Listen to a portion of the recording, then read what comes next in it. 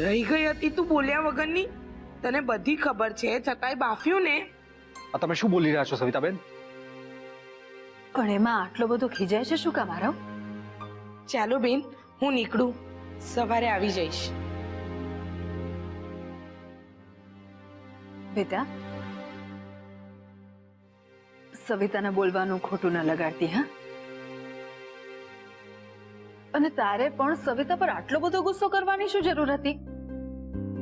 માન્યું કે તારા અને સોનુ વચ્ચે શું સમજૂતી થઈ છે એના વિશે સવિતાને પણ ખબર છે, પણ ઉત્સાહમાં આવીને એનાથી બોલાઈ ગયું હશે. એમાં શું થઈ ગયું? અને રહી વાત મારી, તો હું પણ રાંદલમાને એવું તો નહીં જ કહું કે સવિતાની ઈચ્છા વહેલી તકે પૂરી કરજો. પણ હા, રાંદલમાને એટલી પ્રાર્થના જરૂર કરીશ કે જે પતિ પત્નીના પવિત્ર બંધનમાં તમે બંને જોડાયેલા છો એ બંધનને, એ લગ્ન સંબંધને તો સાર્થક કરે. હું હમણાં જ બાબુ સાથે વાત કરીને પૂછી લઉં છું કે આવતીકાલે સવારે કેટલા વાગ્યાનું મુહૂર્ત સારું રહેશે. અને હું શું કહું છું આરવ? એક્સક્યુઝ મી માં, મને ઊંઘ આવે છે.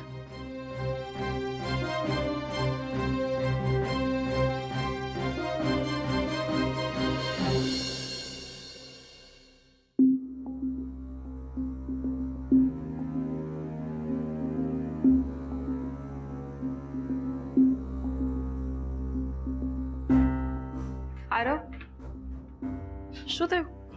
મમ્મીજી આમ વાત કરતા હતા અને તમે અધવચ્ચેથી આવી ગયા. આયશા, ફ્રેન્કલી સ્પીકિંગ, માં અને સવિતાબેન જે વાતો કરી રહ્યા હતા ને એ મને બહુ ડિસ્ટર્બિંગ લાગી રહી હતી, એટલે હું આવી ગયો.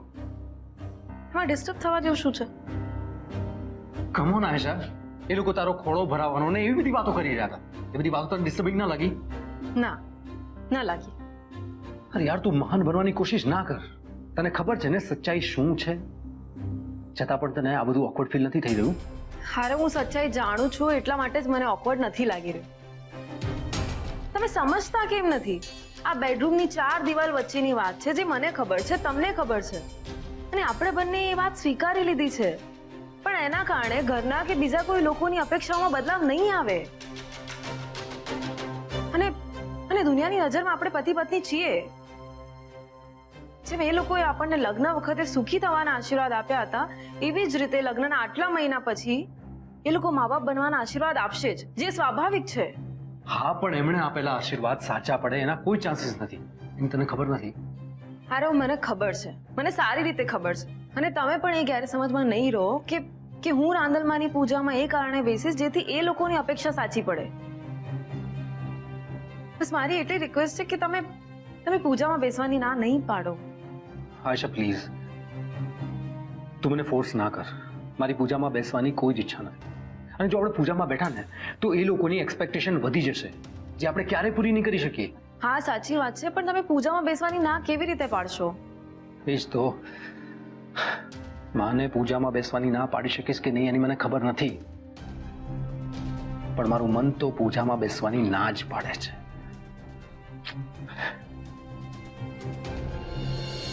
જુઓ, બાબુ સાથે મારી વાત થઈ ગઈ છે. એ તો બહાર ગામ ગયા છે એમની બહેનને ત્યાં મામેરું ભરવા માટે, પણ એમણે કીધું છે કે વહેલી સવારે 7 વાગે પૂજા શરૂ થઈ જવી જોઈએ. જુઓ, પૂજાની અડધી સામગ્રી તો મહારાજ લેતા આવશે અને જે બાકીનું અડધું રહેશે ને એ સવિતા પૂરી કરી લેશે. પણ મારે વહેલી સવારે વહેલું ઉઠી અને પહેલા તો છે ને ખીર બનાવી લેવી પડશે. અરે પણ આખી વાતમાં મારે શું કરવાનું છે એ તો કે. તમારે બસ સવારમાં વહેલા ઉઠીને તૈયાર થઈને પૂજામાં હાજરી આપવાની છે. હું શું કહું છું કોકી, કાલે તું પેલું જ ઘર જોડું પહેરજે ને, મને ખૂબ ગમે છે તું, એમાં ખૂબ શોભે છે. તમે તમારા મનની વાત કહી દીધી, પણ મારે જોવું પડશે કે એ સાડી ઇસ્ત્રી થઈ છે કે નહીં. જોઈ લો.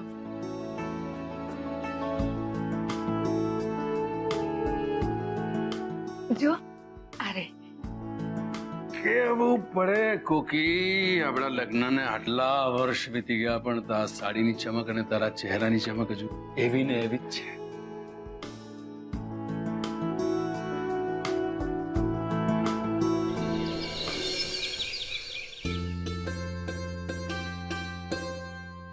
કોકી, એક વાત કહું, આ સાડીમાં તું એટલી બધી સુંદર લાગે છે કે મને થાય છે કે ફરી પાછો તારી સાથે પરણી જાઉં. ખરેખર કહું છું એટલી બધી સરસ લાગે છે કે ચાલ ને આપણે ફરી પાછા હનીમૂન પર નીકળી જઈએ. તમે પણ શું? જાઓ નાઈને જલ્દી તૈયાર થઈ જાઓ, પંડિતજી આવતા જશે. આરવ અને આયેશા જાગી ગયા. હા જ તો પૂજામાં એમને તો બેસવાનું છે, એ લોકો પણ તૈયાર થતા જશે.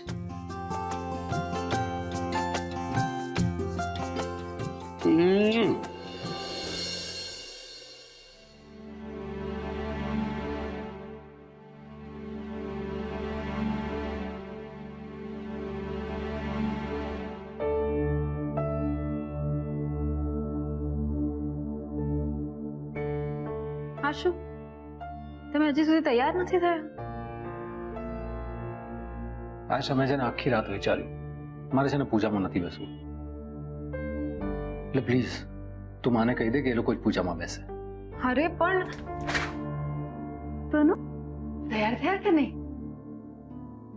અરે વાહ સોનુ, તારો તો વટ પડે છે ને આ સાડીમાં. પણ તું કેમ આમ બેઠો છે? તૈયાર કેમ ન થયા? આ મારી સામે શું જોયા કરે છે? જા જલ્દી તૈયાર થા, હમણાં પંડિતજી આવી જશે.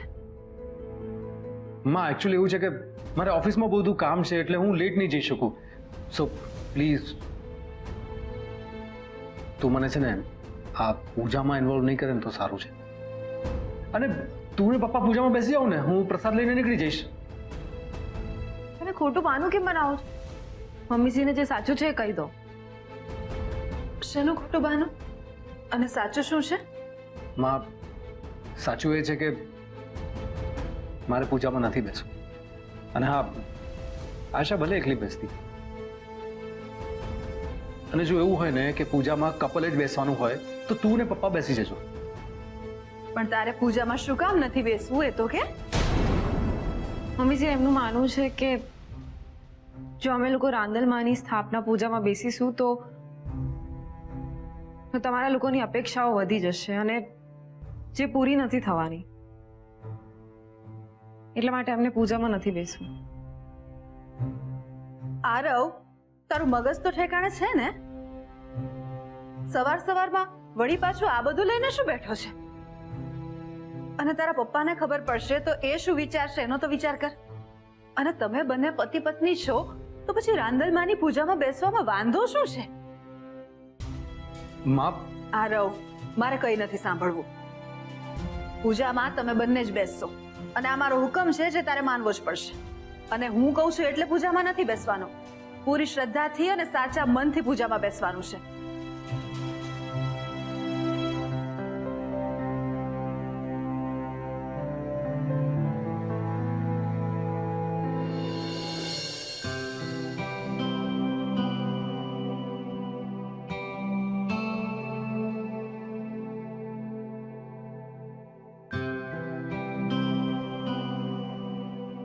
અરે પપ્પા તમે?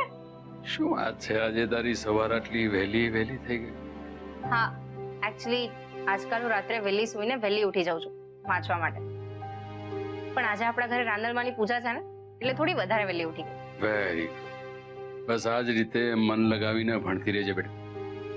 હા, પણ જો એનો અર્થ એમ નહીં કે ઘર કુકડી બનીને આખો દિવસ ચોપડીઓની સાથે ઘરમાં ને ઘરમાં જ પુરાઈ રહેવા. નિયા અને બીજી તારી ફ્રેન્ડ્સની સાથે બહાર નીકળવાનું રાખજે. હા પપ્પા. અને જો બેટા કોઈ પણ બાબતમાં કંઈ પણ કન્ફ્યુઝન થાય તો મનમાં ને મનમાં નહીં રાખતી, ડિસ્કસ કરી લેજો કે? હા પપ્પા, આઈ પ્રોમિસ યુ કે હવે હું તમને ફરિયાદનો એક પણ મોકો નહીં આપું. મને તારું પ્રોમિસ જોઈતું જ નથી બેટા. પ્રોમિસ ત્યારે માંગવું કે આપવું પડે કે જ્યારે આપનારને પોતાની જાત પર અને માંગનારને આપનારની ઉપર કોઈ ભરોસો ના હોય. પણ મને હવે તારી ઉપર સંપૂર્ણ ભરોસો છે કે તું ક્યારે હવે આવી કોઈ ભૂલ નહીં કરે. So now just focus on your study and be something, કશું બન. Okay? Yes papa, and thank you very much for everything.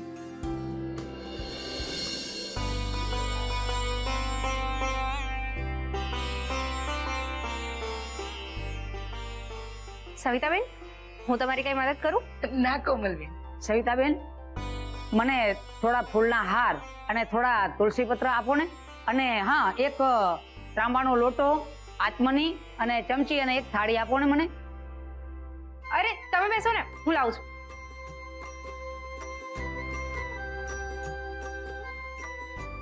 Savitaben,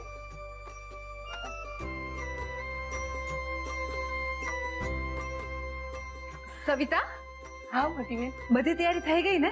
કઈ લાવવા કરવાનું બાકી તો નથી ને? મોટી બેન, બધી તૈયારી થઈ ગઈ છે. મહારાજ મંડપ શણગારે ને એટલે આરોભાઈ અને આયસાબેનને બોલાવી લઈએ. આરવ શું કામ જીદ લઈને બેઠો છે સમજાતું નથી. આમ તો બંને જણા એકબીજાને દરેક બાબતમાં કેટલો સાથ આપે છે, મુસીબતમાં પડખે ઊભા રહે છે, પણ હજુ પણ એણે સોનુને મનથી સ્વીકારી તો નથી જ. મમ્મીજી, એમનું માનવું છે કે જો અમે લોકો રાંદલમાની સ્થાપના પૂજામાં બેસીશું તો તમારા લોકોની અપેક્ષાઓ વધી જશે અને જે પૂરી નથી થવાની. આરવ સોનુને આમ અવગણશે એ હું નહીં ચલાવી લઉં. ગમે તે થઈ જાય, પણ હું એ લોકોને એક કરીને જ રહીશ. મોટી બેન, શું વિચારો છો? આરોભાઈ અને આયસાબેન તૈયાર થયા કે નહીં? હા, એ લોકો આવતા જશે.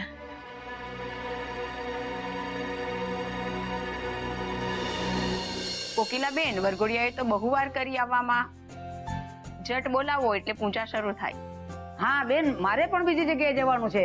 મહારાજ, પૂજા પછી ઘોડો ખુંદાવીને જજો. હા, આપણે આયેશા વહુ પાસે પણ ઘોડો ખુંદાવશું, જેથી આ ઘરમાં કનુડો કે નાની ઢીંગલી રમતી ફરતી થાય. એ સવિતા, જરા જો ને, આરવ અને આયેશા ક્યાં અટકી ગયા છે? બોલાવે લોકોને.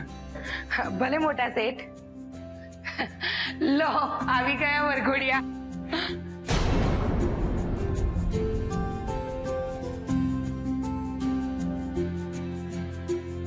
આરવ હવે કોઈ તમાશો ના કરે ને તો સારું.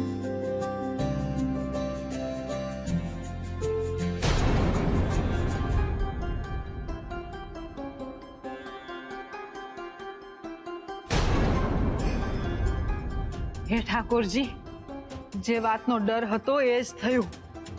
પણ આરવના પપ્પા મને પૂછશે તો હું જવાબ શું આપીશ એમને? એ દીકરા, કેમ ત્યાં ઉભો રહી ગયો? ચાલ તો પણ આવી જા. પપ્પા, આઈ એમ નોટ ફીલિંગ વેલ, એટલે હું પૂજામાં નહીં બેસી શકું.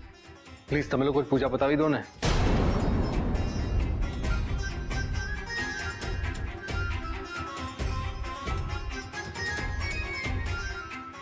ઓકે, આરવને શું થયું જરા જોઈએ. કઈ નહીં, હું 2 મિનિટમાં આવી. સવિતા, તું મહારાજને થાળ આપ, હું આવી. મમ્મીજી, એ નહીં આવે. મેં પૂજામાં નથી બેસવું. તું જઈને બેસ, હું એને બોલાવીને આવીશ.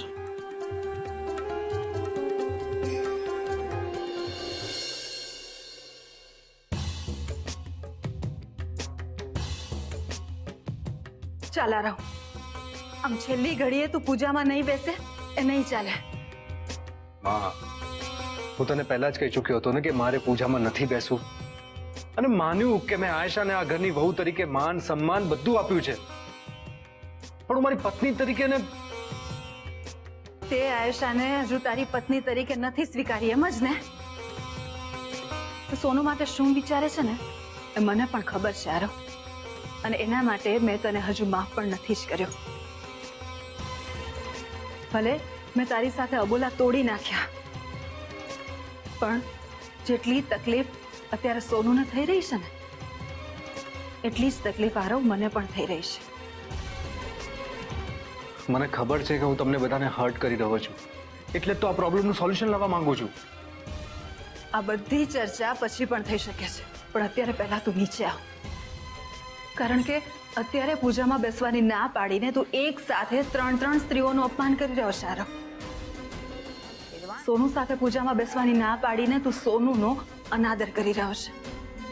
મેં તને સવારે પણ પૂજામાં બેસવાની વાત કરી હતી ને? મારી વાત ન માનીને તું મારું પણ અપમાન કરી રહ્યો છે, અને સૌથી વધારે આ રીતે મારા આંદલને રાહ જોડાવીને તું એમનું પણ અપમાન કરી રહ્યો છે આરવ. માં, તું સમજતી કેમ નથી? સમજવાની જરૂર તારે છે આરવ, અને તને લાગતું હોય કે તું જે પણ કરી રહ્યો છે સાચું છે તો અત્યારે ને અત્યારે નીચે આવ અને કહી દે તારા પપ્પાને બધું સાચું. પછી તારા પપ્પા જે કરશે અને આખું ઘર માથે લેશે એમાં હું વચ્ચે નહીં પડું. માં, મન વગર ઈચ્છા વગર પૂજામાં બેસવાનો શું અર્થ? હું માત્ર ફોર્માલિટી માટે પૂજામાં બેસીશ ને તો લોકો અમને આશીર્વાદ આપશે કે અમે જેટલા બને એટલા જલ્દી તમને દાદા દાદી બનાવી દઈએ. મારા બધું નથી જોઈતું. મને સતત એવું લાગી રહ્યું છે કે હું મારી જાતને દુનિયાને છેતરી રહ્યો છું. માન્યું કે તને અમારી અને દુનિયાના લોકોની અપેક્ષાઓ સામે વાંધો છે, અને બીજા લોકો કદાચ નથી જાણતા કે તું અને સોનું કેવું જીવન જીવી રહ્યા છો, પણ માળી તો જાણે જ છે ને આરવ. અને એ તો અંતર્યામી છે, એને તારે કંઈ પણ કહેવાની જરૂર નથી. એ તો જાણે જ છે કે તને ક્યાં અને કેટલા આશીર્વાદ આપવા. સાચું કહું છું આરવ, રાંદલમાં આશીર્વાદ પણ એવા જ આપશે જે તારા હિતમાં હશે. એટલે આ માળીને રાહ ના જોડાવીએ.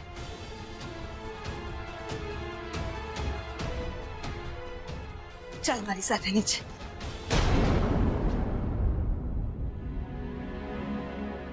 યજમાન, આરોભાઈને જલ્દી બોલાવો, મારે બીજી જગ્યાએ જવાનું છે. આવે છે 2-5 મિનિટમાં. તમે તૈયારી કરો.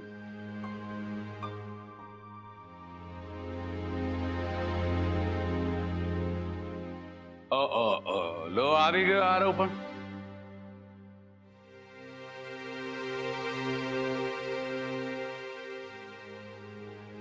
આમાં આપણે ભાઈના બેન કોણ છે?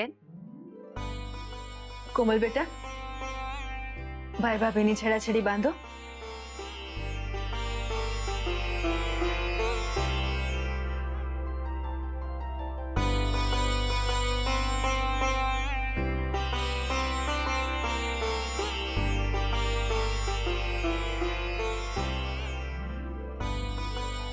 હવે બેટા, અત્યારે મનમાંથી બધા જ વિચારો કાઢી અને પૂરા મનથી માની પૂજા કરશે.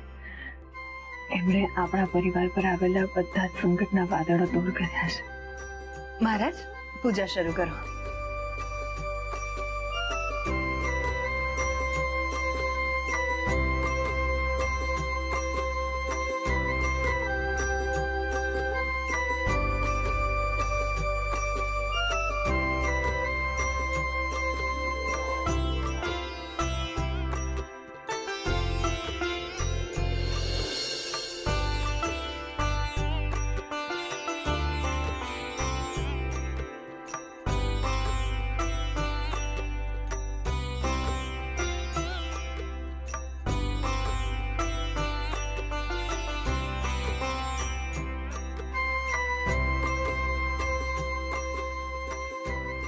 ભગવતી શ્રી રાંદલ પ્રસન્નતાર્થે પૂજન અહમ જ કરીશ. હે જલ મૂકી દેજો થાળીમાં.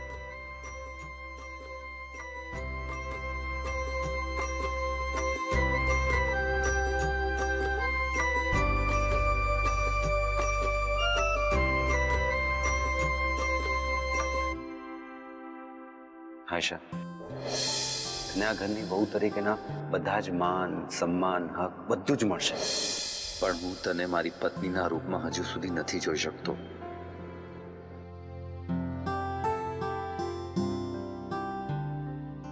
સવિતા, ચાલ નિવેદની તૈયારી કરી લઈ.